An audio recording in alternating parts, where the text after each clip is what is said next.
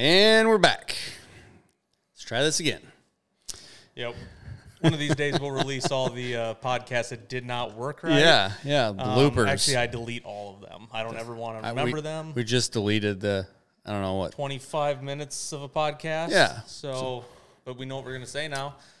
That camera wasn't working, but now it is. The red lights are on. I can't see your red light, so that's on you. I can see it. So okay, we're good. We're going to talk about trail cameras. Trail cameras, but first, for right now, yes, just trail cameras. Trail cameras. Trail cameras. But first, we're going to give a shout out to Kyle at KS_Woodworks on Instagram. He built and delivered. He sent us this beautiful podcast sign, so we are official now. Yep. Cheers to that. Thanks, Kyle. We are. We're real. Yep. Actual podcast. This is number 6, I think.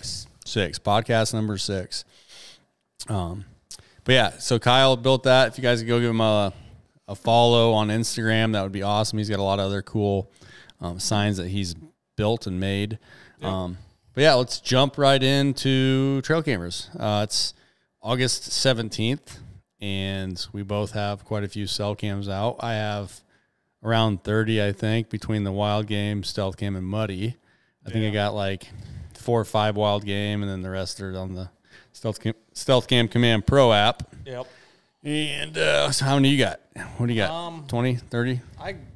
I bet you I have maybe 15 to 20 out. Out right now? Out right now. I just either lack of time or lack of places to put them. I lost a really, really big farm this year. Where you shot your deer the last couple of years. Yeah. With my bow, I lost that farm.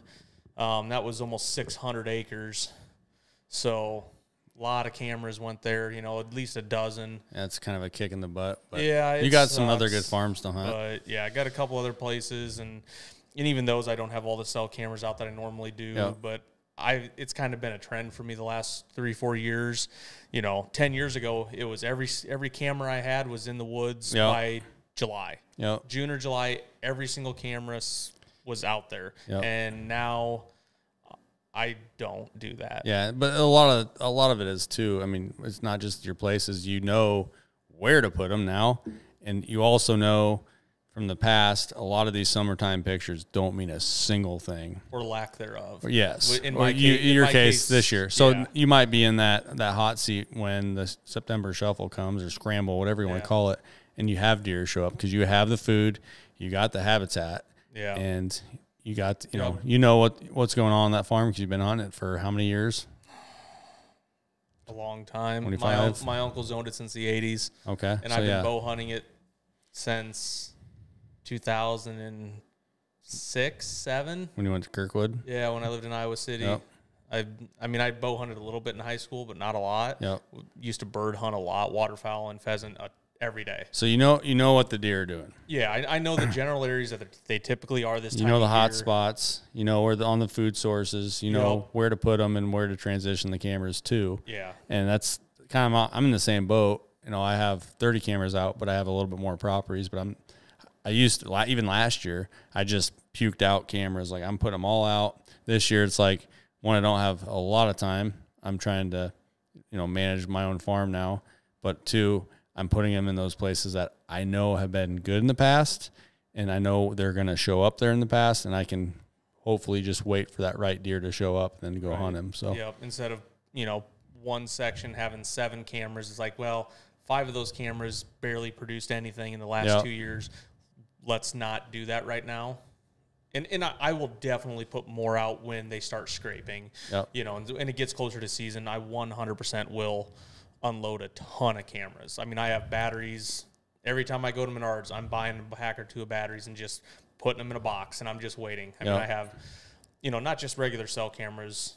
One thing I have done the last few years, and it's counterproductive from what I said before about just throwing cameras out, is I will put regular cameras out and leave them and all year and pull them during shed because you like pictures and you're not intruding going in there. The amount of deer that you will see go down a trail, like in the middle of the timber where you're not hunting because it's not a good spot to hunt. You can't access it very well. I'll put them out this time of year. When I go to an area to check a stand, I'll go 100 yards farther knowing, well, I'm already in here. The deer know I'm in here. I'm going to go down this trail where, this ditch goes. I'm just going to put an old muddy and leave it till shed season. Just leave it. So it dies in December. Right. But that's the data that you don't care about the data. You're trying to get some cool pictures. You're like, oh, where did he come from? Yeah. Oh, it's the rut. All right. Who are you? Doesn't help me this year, but next year. Right. It's more and information. It's cool pictures. I mean, to share with people. Oh yeah. And it's a lot of those times you're putting out the old ProCam 12s or 20s. Oh yeah. And you're also, and you didn't touch on this yet, but we also put the DS4K Ultimates and the regular DS4Ks on video mode 100%. On scrapes. And you've done this a lot in the last couple of years, and I started doing it. Put them on hemp ropes and seeing that activity with those other bucks. And we've got deer fighting, the coyotes chasing other coyotes chasing deer, red-tailed hawks. Turkeys coming through and just, clucking and yelping and all sorts of stuff. Stuff you don't see on the pictures. But, I mean, our cameras do take videos of cell cams, but that takes a little bit more battery and takes more, data. Yeah. So we're all just pretty much using a lot. Some guys use the trail camera, the cell cams for video mode, like Tim. He does that a lot, but it's also he's using them where he can go pull a card out type of thing too, right? Because he's hunting all that urban stuff. I use my cell cameras for information, right? Like they don't need to be. I don't need to see what the deer's doing. I just need to know he's there. I don't need to frame him on the wall. Yep. Although I've been impressed this year with a lot of the the quality is insane. The Deceptor is probably my favorite just because you can click that on-demand photo, which we didn't touch on this yet. You can watch that food plot grow. Like if you want to say, hey, what's the food plot look like right now? Hit on demand, it sends a picture right to your phone. That's cool. And then also the sensitivity on those new ones, you can adjust the sensitivity. And also, the quality of the pictures alone has went up tremendously, even from last year. Right. So like the Merge takes really good pictures. The Money Merge, probably one of my favorite budget cameras. My favorite overall camera, I'm a reactor guy. I like the Stealth Cam reactor. I have a ton of reactors, and they're great cameras. And you like the Fusion X, like I like the reactor. Yep, Fusion X is the best bang for your buck. Yeah, or the Merge. Yep. I'd argue with you on that, but they're both pretty much very similar. Right. But I've been running them Wild Games. The battery life on the Wild Games, I would say hands down, is the best on any camera. They take 8. The Encounter 2.0. Encounter 2.0, yep. 8 double A's. Amazing. And you can set them up where they can sync 5 times a day, 4 times, 3 times, 2 times, 1, or each detection. Yep. We do it 5 times a day. You can put I want one at 6 o'clock, one at 9 o'clock, one at noon, one at 6 p.m. or 8 p.m. When you're awake. And I love that. I had a camera out until just recently, and it still had full battery life. Oh, I have yet to have one. The corn was too tall and the deer weren't walking there. I'm like, well, why do I have it out? It's still taking pictures. Right. It takes really good pictures too. Yeah, I'm very impressed with that camera. And I have some old Wild Games that used to be able to buy from Menards. They were on sale for like $40. They would show you what you need to see. Yep. And I sent you pictures. I think I have one of yours in my tote, the black one that you left at my in-laws on the scrape. But I sent you pictures yesterday of that buck north of my place. That was on a $50 Wild Game SD camera. Yep, it's awesome. Yeah, it's fun to watch. And there's a couple of guys out there that all they use, they're not using cell cameras this year. It's like I like that MRI. It is what it is. People think trail cameras scare deer. I think there's a time and a place where each camera, technology, one might click, one might have a IR, might be the black flash or whatever, or even a white flash, which there's not too many cameras out there. But I had TW 2 nights ago bed down by, I think it was a Merge or maybe it was a Morph, and he bedded down twice in front of my camera. Obviously that camera did not scare him. Oh, yeah. Right next to a hemp rope, and he's fully finished growing. I noticed that he's a little bit of the head of the game, and there's a twig that was out in the prairie that I snapped off, and he's multiple times have come up to that twig and started kind of fighting. It's kind of cool. But we're gonna get our first hardhorn deer in the next 2 weeks. Yep. It always happens. It happens, right? Yeah, you'll see it on social media first. Usually, I think last year I had one that was really early. Yeah, I saw one now. Yeah, like the 20th of August, and I'm like, this makes no sense. And there's one deer. I can't remember what camera it was last year, or no, it was this year. It was yesterday. it had a bunch of netting on his. Did you see that one? That big giant one. Yeah. We're not gonna mention what camera it was on, but I'm pretty sure I know.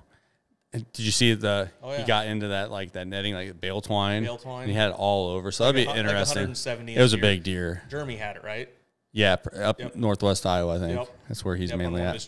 Trail camp pages on Facebook. And you kind of on social media alone, if you're out there watching and you're in like Whitetail Freaks on Facebook, you're in these other groups, you know who's running a lot of cameras, who likes to get pictures. And that dude runs He runs a lot. He gets some of the coolest pictures with the sunsets. He's a big white flash guy. Yeah. Right? I like him. I agree they take amazing pictures, but he knows how to set up. His setups are insane. And I'm not sure if it was him or another guy that would take a level out on their camera and set it up just perfectly every time. Like level the lens out, to figure out, is this going to be the perfect setup? And I'm pretty anal about my setups, but I'm not that bad. Yeah. I mean, I'll take 20 minutes trying to spend getting that camera just perfect, and I get some really, really cool pictures. But this guy's next level, top notch. That's the best part about cell cameras is you turn them Sit on there while and look while you're doing it. Yep. Put them on instant. Yep, put it on instant, get it all set up exactly where you want it. Hit sync. It gets the picture. Okay, yep, this is right. And then you can switch it back to hourly, twice a day, once a day, and walk away from it. So yeah, and I noticed I put up a camera yesterday right after work, and I had it was a reactor up on a tree, and I was trying to activate it, and I was having some issues. I got it figured out, but I had a merge in my pack, and I pulled it out and put it on the little HME thing. Yep. And it was facing differently than the reactor on the HME stand, so I had to move it just perfect. And some of those antennas that go straight up and that you can turn sideways, if you look at it and get it level with the camera, you can kind of point it at that direction and stand back and aim it.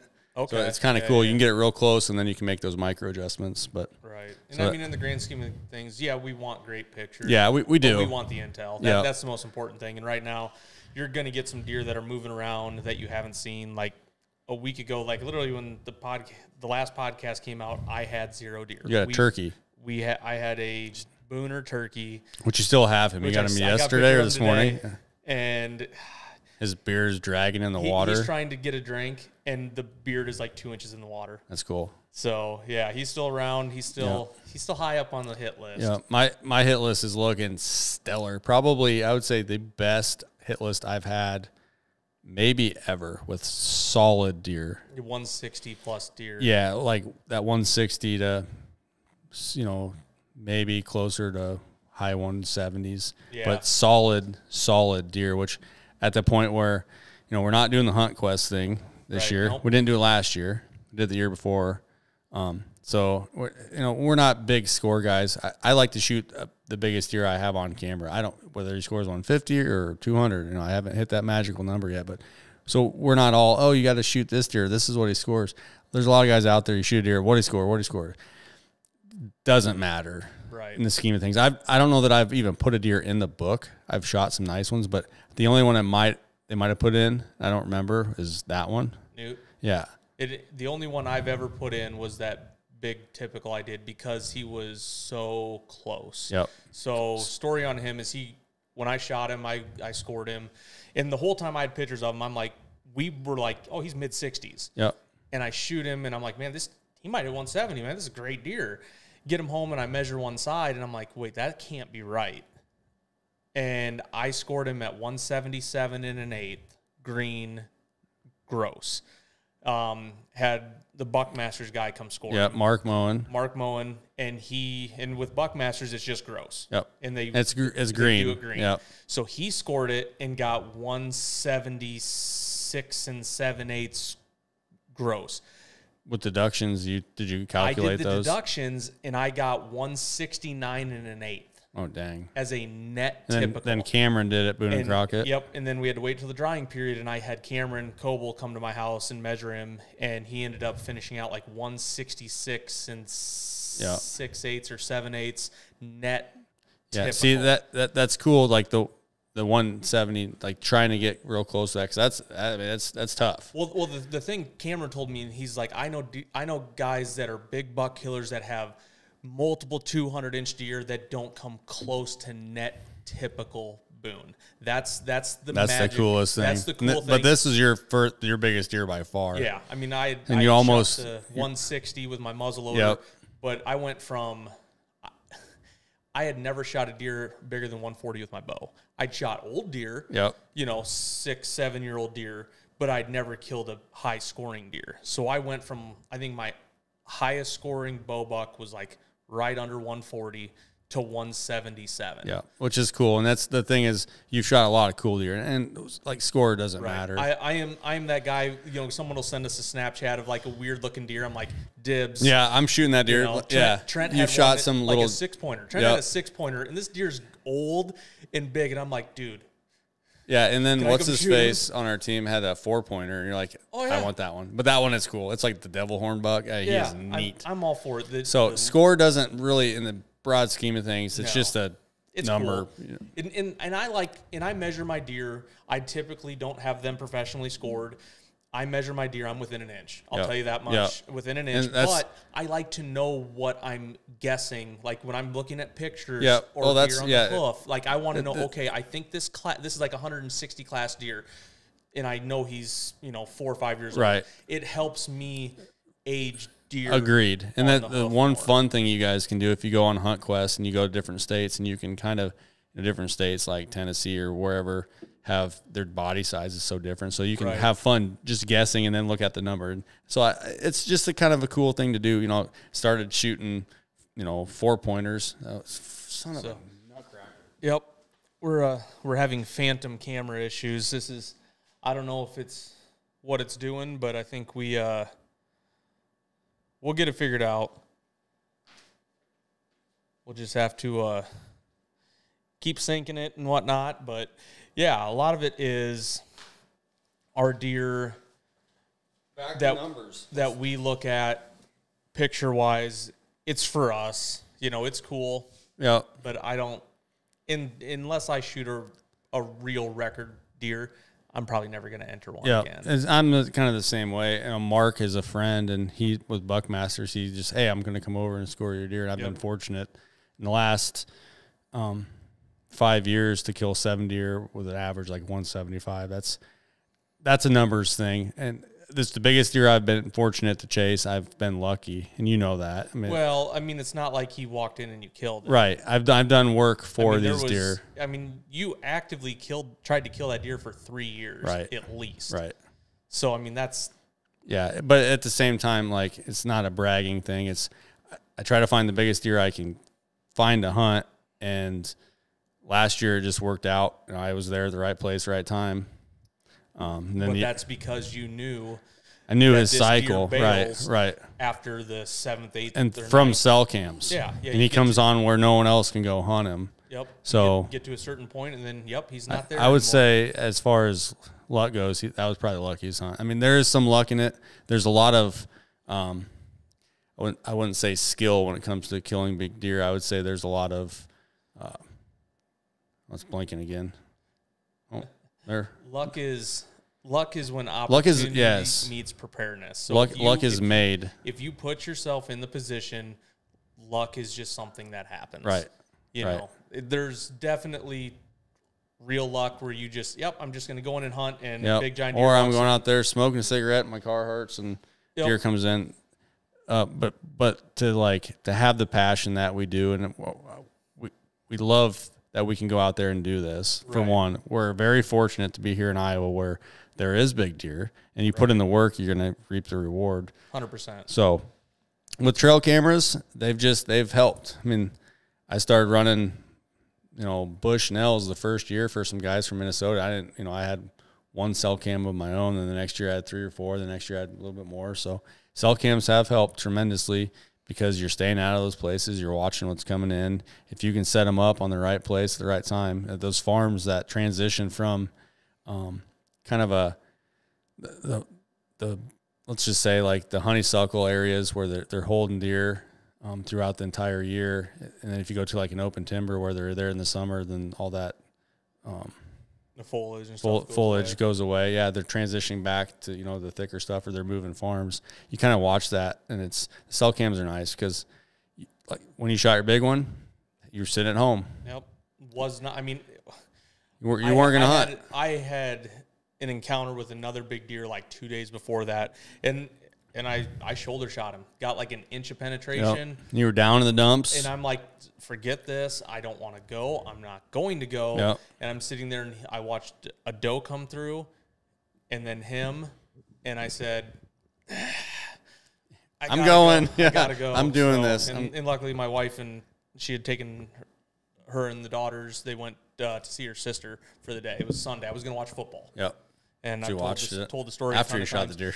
Yeah, I mean, I literally remember driving down there, getting in the stand, getting everything ready, sitting down, watching football on my phone, and then taking a break. Like I think it was a halftime of a game, and I put the camera or put the phone down and could hear stuff. And there's a doe, and yep, there he is, and here he came, and it's the magic of the rut. Everything worked out. So it doesn't always happen, but you're glad when it does, because it doesn't happen enough to anybody. It really doesn't. Right. I mean, there's people that are very fortunate. Like I said, I'll say it 100 times. You've killed a lot of really, really good deer, but it's not a fluke. It's work. It's knowing the areas in the deer. Yep. Like that's the thing. Yeah, it's super fortunate that you hunt right around your house. That's probably your biggest benefit. Yep. Is you hunt close to where. I mean, there was days. The first, I would say he's the first big deer that I shot. That was, I shot him before Newt, but when I shot Newt, and I was every day, like at lunchtime would come. I don't get paid for lunch, so I have a free half an hour. I came home, I jumped in my work truck if it was, applicable, and I was working around here. I would run over to the farm real quick, and I had like 1 or 2 cell cams. So I was moving that back and forth, which I learned that, it's a bad idea. And now I have more cell cams, but I was putting as much time as I could in for one deer. But anyway, with trail cameras, I have certain farms now that I'm staying out of. I have them on scrapes. I haven't had to transition. I have one camera that's out in the middle of a bean field on a terrace, which I'm not getting any pictures of deer right now. I know where I need to put it. I need to put it on the edge where they're kind of walking. I can, take intel on that. So I do have some transitioning of cameras to do, and I'm sure you have a few that you need to move or put out on food. I got some I have to activate, that have been sitting out in the timber, some that I left from turkey season. You out of all people, I think you probably have the most cameras out of all my friends combined. I love it when you're like, oh, I found a camera. I forgot I had that one out there. Yeah, it used to happen way more before cell cameras. Yep. Like I would be shed hunting and be like, oh. What is this? Is this mine? Oh. That's weird. Why is this here? Yeah. And that's kind of what brings me back to putting the regular cameras, just not random I mean, good places where deer are going to pinch through, where there's maybe an old rub. Because, I've put cameras on rubs before. You don't usually get a lot of activity. The white pine post that you Unless you're Tim. Well, I mean, the ones that you put there, you get more activity than like that signpost rub in the middle of the timber where you find your shed hunting. You're like, holy cow, this cedar is shredded. Yep. You usually don't use that to hunt off of. Scrapes are more predictable, more active than rubs. So you don't want to burn a cell camera on where you may get a spike in there sniffing it or a doe sniffing it and maybe get the chance at a big deer hit. Yeah, unless it's a unique spot or something like that. So I would put a regular camera there and just let it go and not worry about it.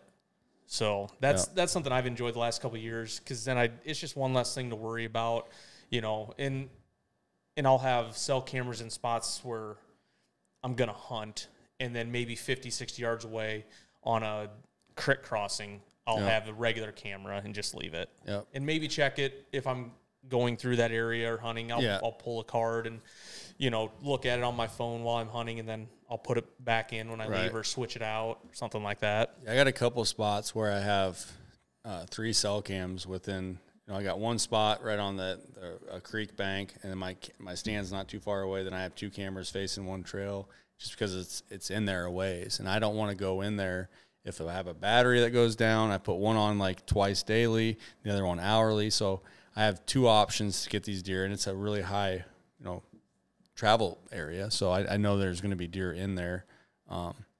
And we'll see. I had TW go through there last year a couple times. Never came back by, but we'll see, as far as the deer on these properties go, I think it'll be a fun fall. I mean, we're counting down the days. I don't think we touched on this one, but you're heading to Kentucky soon. Yeah. You got cameras there, or are you Dylan, has he shared any cameras with you? He sent me, he runs some cell cameras, mostly not. Okay. But he sent me some pictures, and there's some big deer in the area, but it's just so different.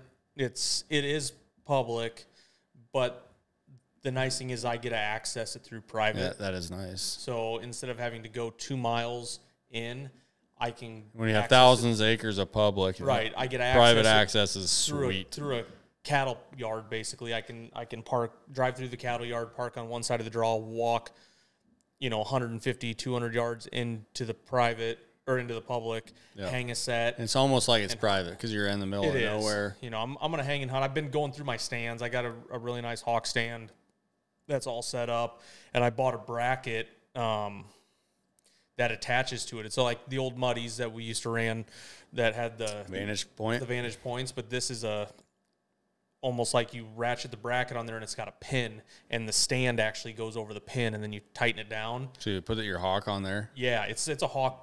It's a hawk? Oh, it's a hawk bracket, yeah. Interesting. I have a hawk stand in the basement. It'll work on that one. Okay. So I bought it off Amazon. It was like $24, and I'm like, oh, my God, this is going to be fantastic. And the whole setup's super light, 3 sticks. Yeah. I had to order a bow hanger that straps to the tree. Yeah, because you can't screw anything in. So that showed up today. Got that from Amazon, and yeah. So I'm slowly getting ready. So but you're hunting public now. You gonna kayak in? There's no water right there. So yeah, and I mean, there's a couple other spots, and I'm fortunate. Dylan's been talking to a lot of his buddies that hunt down there, and most people don't hunt early. They just wait. It's really weird. Like, and maybe it's because we can't. We don't have the opportunity to harvest a velvet deer in Iowa. That's the coolest part. Yeah, October 1st. And don't get me wrong, in my standards for a velvet deer are less than they would be in Iowa. 100%. Like, if you can give me a 125, 130, yep. He's toast. But full velvet mount. Yeah, it's gonna. Don't get me wrong. You get a 145, 150 hardhorn walking in. You're shooting that. I'm gonna shoot it. Right. Like, I'm not gonna shoot that 125, but I'll shoot that 140, 150. Those pictures you sent me of, I don't know if they're just his deer or his friends. I mean, there's some really solid deer down there. There's a really. I wouldn't think that, and all those pictures came from there. Just because I don't know. Killed over the years. Yeah, it might as well be Iowa. That's what I'm saying. Like, yeah, Kentucky's a sleeper. It is. Shh. I mean, we got a couple guys from Kentucky that are on big deer every year. Dalton's he's on some. There's solid deer, and there's big deer, and you get and people on. I mean, I think a lot of people don't understand how patternable a deer is. And you can velvet. Can you bait? Not in public. Not in public. Just so Dalton. Private in most counties. I don't. Hunter and Dalton can bait on private. Don't quote me. Okay. On any of that, I don't want to get anybody in trouble. But I believe you can, but you can't on public. So that's one thing that's kind of hurt me with him scouting for me. Is he's like, well, I really, this is a general area. He shot a upper 40s full velvet 8-point like 2 years ago. Out of literally the exact draw I'm going to be. That's cool. That 140-inch velvet deer would be super, super cool. And I mean, its tines are that's 12, 13 inches. It's a big deer. Your girls have had opportunities during youth season that when the deer is still in velvet. Yeah, so the first good deer Sophie killed was an old deer. It was like 5 years old. Just had a horrible rack on it, bad genetics. It was in velvet the day before she shot it. Yeah, that's the thing. We're right. That's the line. Like the mid-September. You got maybe 10% of deer that are still in velvet or getting close to being out. So my son Jace, he calls it he's only 5, but this is his first year. I'm taking him. He is very athletic. He's been practicing. He wants to shoot a velvet buck. The velvet buck, the big 9. He's a 130-inch deer.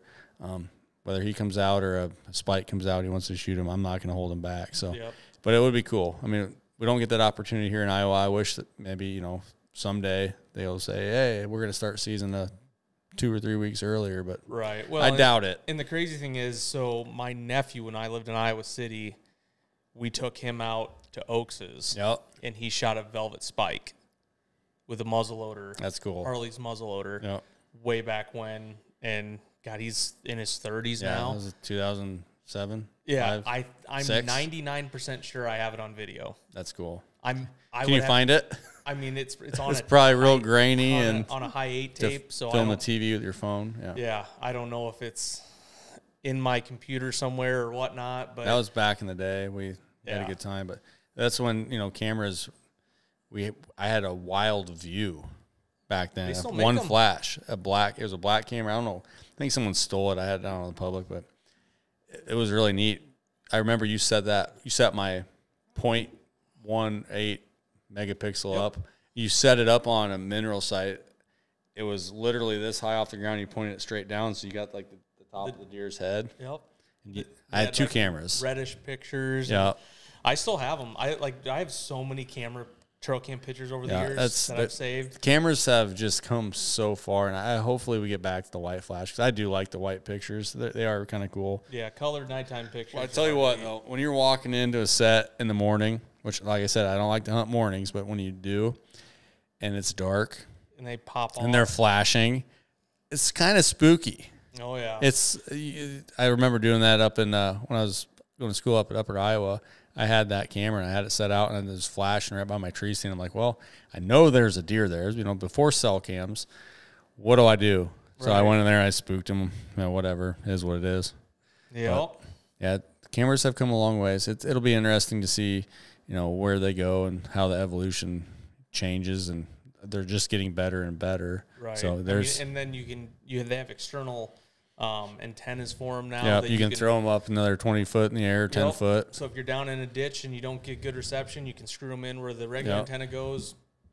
Take a set of sticks, go up a tree, or you could attach them to a pole or something, and sky's the limit. Yeah, so and with the setups, my favorite thing, the straps are just hideous. Unless you're hunting public and you can't screw anything in.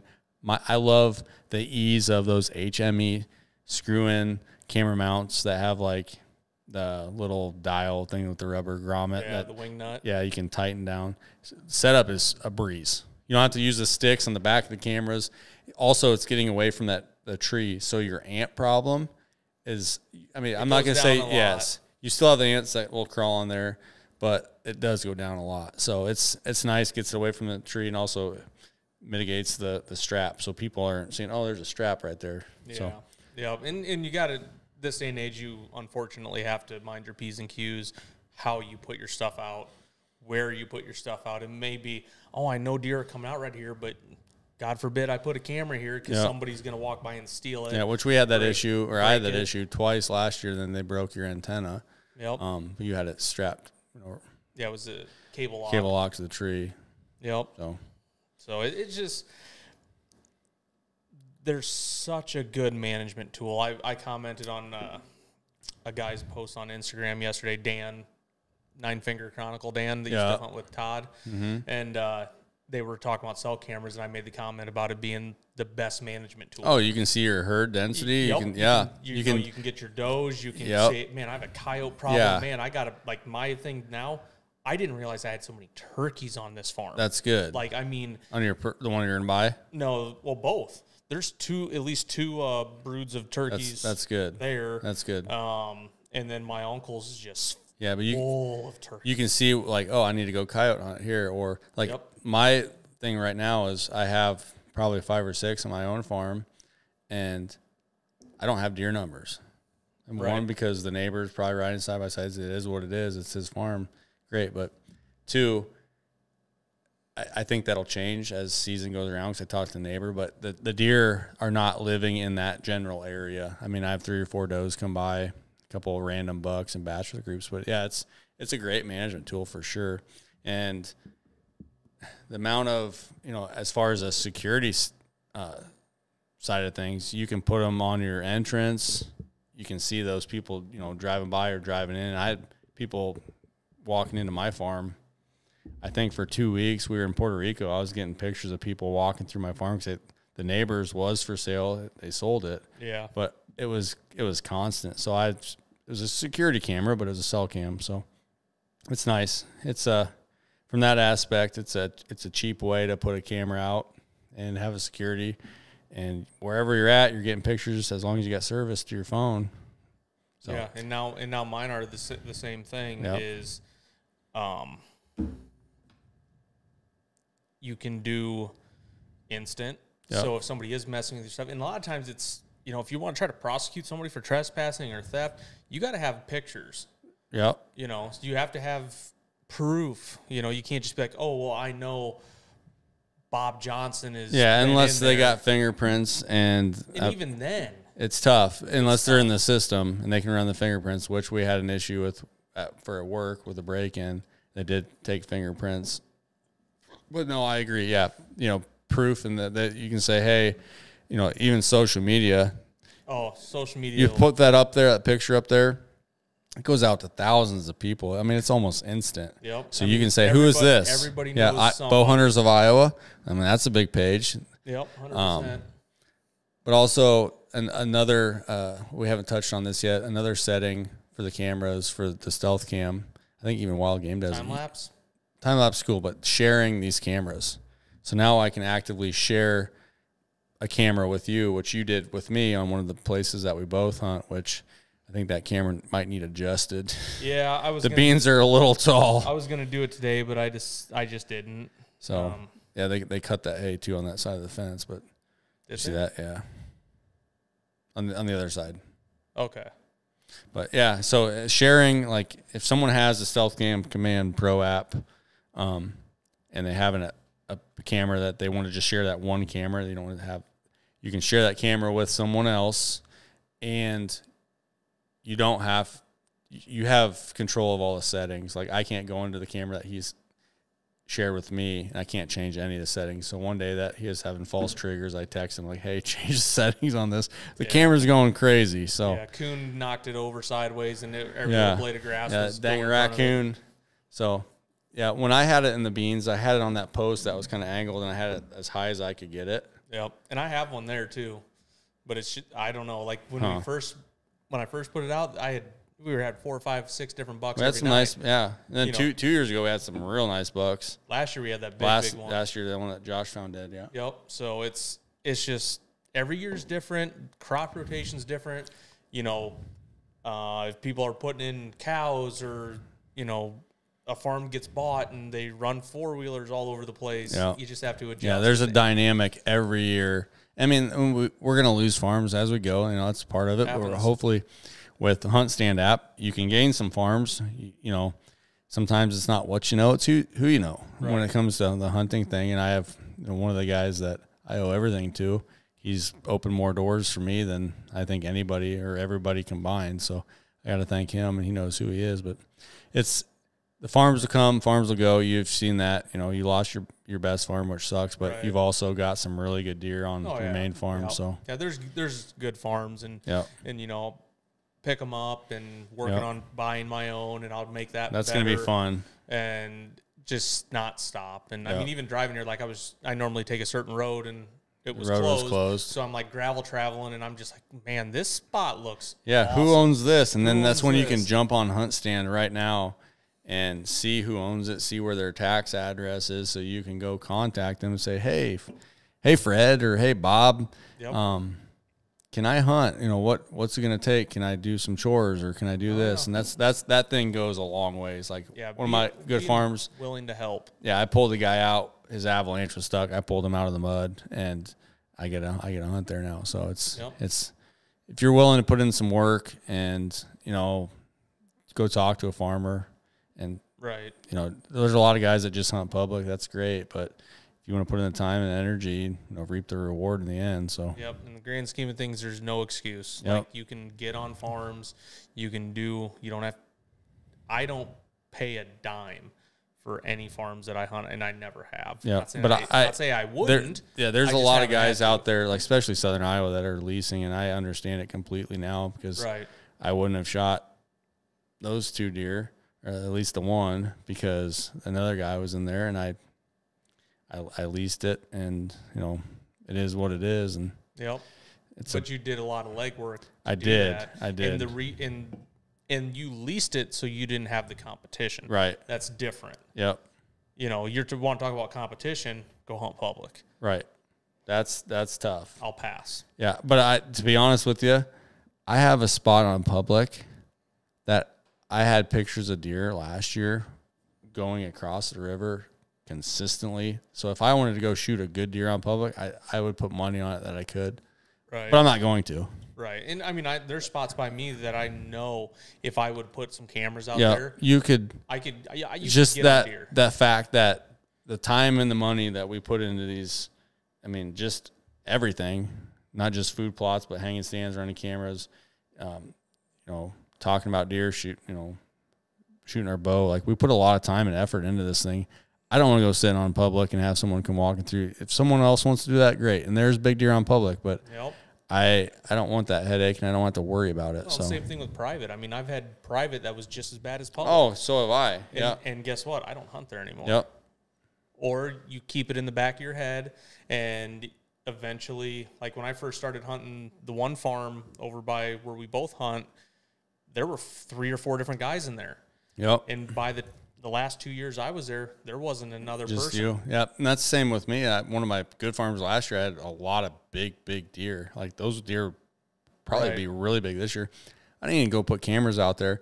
I have a written document that says I could, but I'm not going to go deal with that headache. It's private. I have people mess with my cameras, turn them off, turn them around. It's like, I don't need that. Right. This stress that everything's stressful enough as it is. Yeah. The last thing you need to do is add more stress. Yep. I want to spend less time doing that stuff, more time with my family as much as I can. And now that Jace is going to hunt this year, I got 2 hawk blinds to set up. My wife, Jen, she's healthy. Like, right. A lot of it's, put time in with the family and hunt, and we'll see. Those cameras will tell a lot of things. Jeff shot 2 great deer at his farm last year, my in-laws. Yep. And Jace was there, present for both of them. He shot them out of the hawk blind. So okay. Yep. It'll be fun. It'll be a fun year. I think we got a lot of good things going. We got a lot of people subscribing to the channel, which is nice. We appreciate every single one of you. Yeah, and it's going to get better. As soon as stuff starts dropping, as soon as deer start falling, I'm going to do the same thing as I did last year. As soon as we can get the videos in, I'm going to try to posting videos. We got these, is it MP3 that goes on the podcast? So guys and gals listening to this will be we appreciate you if you go to the YouTube channel and give us a like and subscribe. That works out and it helps us out a lot. The podcast is right now a very small thing on the YouTube channel. Very small, yeah. A bunch of different avenues. I mean, we've said it multiple times. Outdoor X means everything. Yeah, it's not just deer. Yeah, we have fishing stuff, hunting stuff, turkeys, vacation stuff. Yeah, all sorts of fishing. Anything that's relevant. Yeah, that we're willing to take the time. If it's in the outdoors, it's for us. We have a lot of good team members too, and a lot of good team members on big deer. Yeah, the cameras every day. It's like on our Snapchat group. Right. The camera, it's insane. It's like at one point, it's like, Trent, can you stop getting big deer to hunt? I mean, come on, man. It'd be nice to. I'm just glad I can contribute a little bit. I was a bunch of spikes for a while. Yeah, you're kind of on the sideline, like, hey, look at my turkey. Thanks, guys. Yeah, there's a lot of good guys and gals. Cassie always shoots a big deer or a good deer on camera. She puts in the time and effort. She just had a kid, so she's is it her kid 1 now or how? Getting close. Close. She was 37 weeks pregnant during early muzzle. When she shot her deer. That's great. So like late October. Okay. Early November, he'll be 1. Yep. So she got her hands full. Yep. Been there, done that. Yep. Mine are old and. I gotta say, diapers are not fun. Mine stink. Seem to be steering away from. Yeah. Hunting now you're gonna be in a different world. Well, they've done. Boyfriends will be here soon. They've done gymnastics for years, so they do that. The ones wanting to do cheerleading. Okay. All that stuff. How old are they now? Sophie's 12 and Charlotte's 9. So a few years will be driving. Yep. Driving me around and you got your hands full. But like I said, it's nice. They like deer hunting more because they don't have to get up early. Yeah. Like it's an after school thing. Like, hey, let's go drive down, sit in the blind. We'll see what comes out. Hang out. And I'm not the dad that's like, hey, let's hold out for this big deer. Like you shoot what makes you happy. And Sophie's usually like the first doe that walks out. She's like, "Can I shoot that one?" I'm like, "It's 5:30. Let's give it a couple hours." Let's She's see excited. Let's just do this. Come on, Dad. Make you happy. If I shoot that doe, we can be done. And she's probably a better shot than I am. I know she's like the last 3 or 4 deer she's killed with a gun. She shot that buck at 150 yards last year with 350. She shot a doe the year before at like 80 yards, heart shot it. It didn't go 10 yards. And even when I had her shoot a muzzleloader, like I don't think she put her first year hunting, she put one bad shot on a doe, hit it in the guts, let it lay overnight, found it the next day, and it had been buried by bobcats. Yeah, I remember that. Yep. Been buried by bobcats, had been eaten, and she's missed one time, but besides that, it's heart shots. Yeah, that's good. And she doesn't have the target panic like I've seen some people like you. Like I don't have when target you shot panic. I just panic. Have big buck panic. I have panic. When you shot Tiny, and I'll never forget this. Oh, so bad. I've you're never, like I mean, you were just like a different person. You were just I'm like, dude, calm down. You got this. Yeah. And then you dropped him. So that hunt's not on our YouTube channel. No? Maybe that'd be a good one to get out before deer season. That would be cool. That was also, I'll take credit for the fuzzy. The tree was in focus. Let's put it that way. The tree was in focus. the tree looked good. That was my first big deer. Yeah. Mid-50s. Yep. That's a cool deer. It was day after Christmas. That deer looks cool on the wall, too. Yep. He's a big deer. Big frame, little neck. You just... Yep. Was on him for 2 years. Yep. Almost killed him twice with my bow that year and just couldn't get it done. You have the footage for that? I think I have one of him sitting. I was way in the back, and he came through one day, and I couldn't get shot. You have the hunt and everything saved somewhere? Oh, yeah. Yeah, you should totally put that up. Yeah, a bunch of trail cam pictures. I think I've edited it in the past and, like, thrown it on my Facebook page, like, 5 or 6 years ago, but I haven't, like, put it on our YouTube channel. Maybe I'll do that in the next week or two, and I'll pair it when this will drop in a couple weeks, or it'll drop a week from this Sunday. This will? Yes. You have to edit it. That's fine. Because of the camera issues. Yep, we'll get it all figured out. Sorry about that, guys. But we'll get that figured out, and then maybe that week I'll pair the tiny hunt with it. Okay. And get that pushed out. So try to do as much as I can, and maybe we'll get a few more people in here to join us for the podcast. I've talked to a couple people this week about coming in here to studio and sitting down with us for 45 minutes or an hour and get that knocked out. And I'm trying to figure out how to do some off-site video podcast so we can get some people in here, via webcam. Yeah. And I got a couple guys too. So I think we got, enough that we can have these chairs full, and a lot of guys that, all the guys from Iowa, but we also got some team that we'll eventually maybe we'll do the video cast with and see what they're doing. That's part of it, certain people, that we've been friends with for years or have met through different social media stuff. We got options, and it'd be nice to maybe get this closer to, this is a Thursday, and it'll drop 2 Sundays. If we can get a Thursday to Sunday, week from Sunday, so about 10 days out.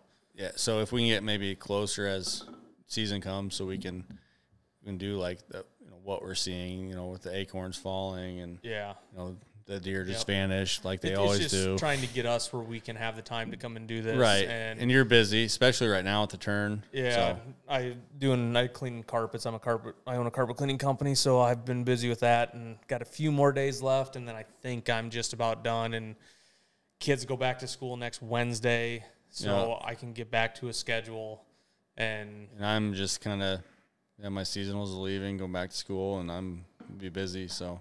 Yep. It's that time of year, but I love it. I love the schedule. Yeah. I love the consistency. When football comes, the first football game, which was last? Yeah, the first preseason week was last Thursday. Last Thursday. So there's probably one on tonight. Fall is closing in. We've had some fall temperatures. I tell you in the morning that, what was it, 60 the other morning?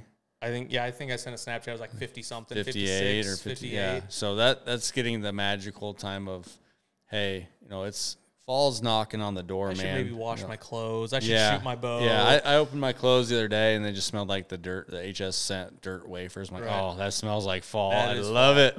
The scent, HS scent. I love it. Dirt scent is fall. Yeah.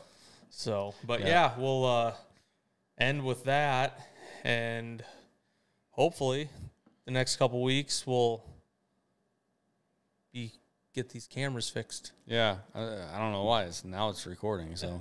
It's something. We'll have to maybe get a new SD card or something. But if you have any questions or anything you want us to do podcast on, comment. Yeah, comment, and then please, if you guys can share this video, that is absolutely huge. Yep. Huge.